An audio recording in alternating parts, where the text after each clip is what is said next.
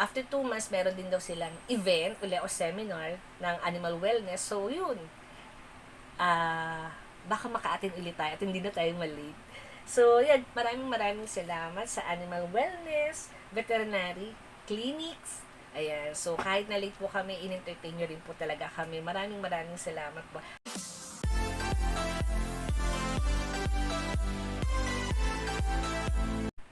Hi sis! So, welcome back to our channel. Ang inyong kasis, Gwen Angel.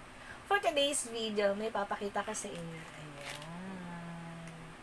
So, bago naman kami nagkaroon ng ganito mga kasis, nag-register muna kami sa Animal Wellness Veterinary Clinic sa Facebook. Oo. Nag-register kami doon and then sumagot naman sila by email na nakaregister na kami sa kanila. And then, bago dumating yung araw ng seminar, gabi pala, nakareceive ako ng text galing sa Animal Wellness na see you soon. I see you later. Yun ang sabi nila doon. Ng 4 p.m. ng June 28. Ng 4 p.m. po sa Uptown Mall, Bonifacio.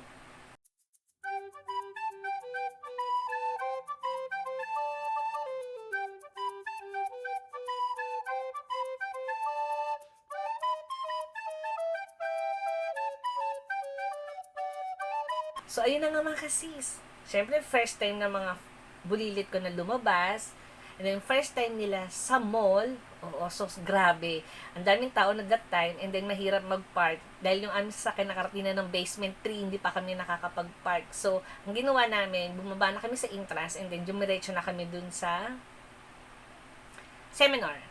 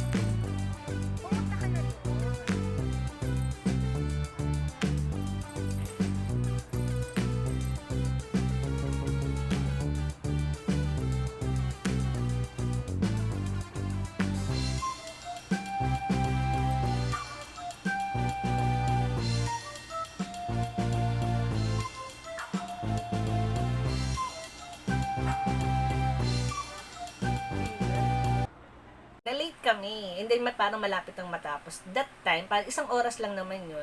So, nandun kami nag-stay.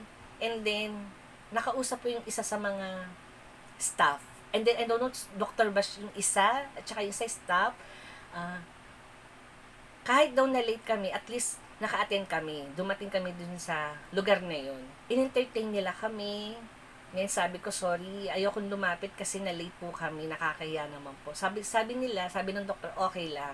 At least nakadating kami. And then yung pangalan namin doon, ng kapatid ko, si Jojo, tsaka ako, nandun talaga sa register, na talagang papunta talaga kami tatlo.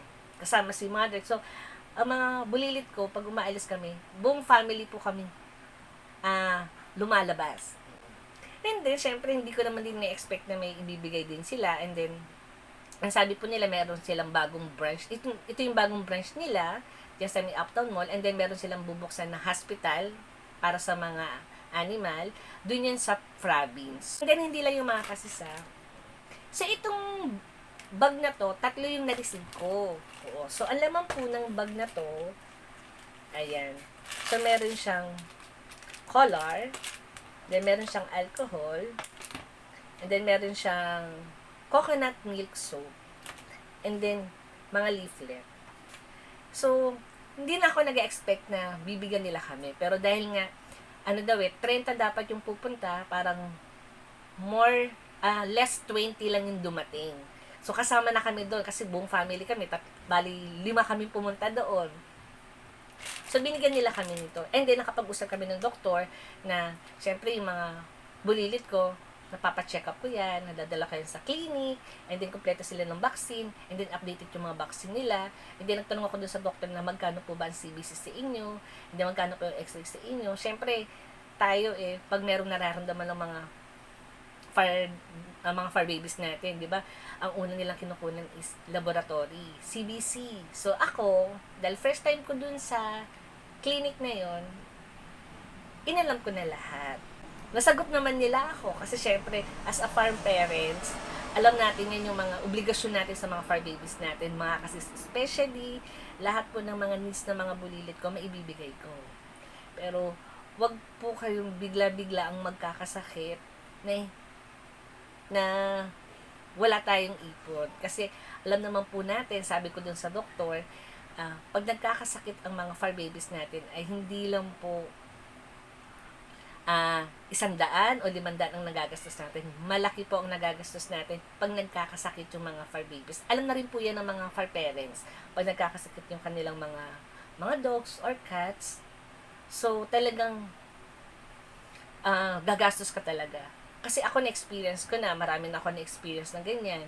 Ang aking cats, nagkaroon ng kidney, UTI, nagka-cherry eye,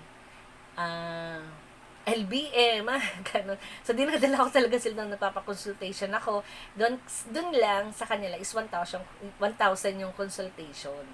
Dito sa kinukuha ko medyo mababa ng konti. So, yun. And then, ang sabi daw po nila, meron din silang baka, after 2 months, meron din daw silang event, uli o seminar ng animal wellness. So, yun. Baka maka-attend ulit tayo at hindi na tayo malate. So, yan, maraming salamat sa Animal Wellness, Veterinary Clinics.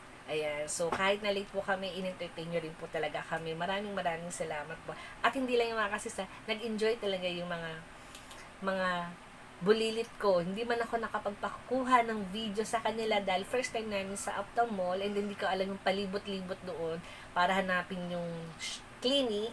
So, hindi ako nakapag-video.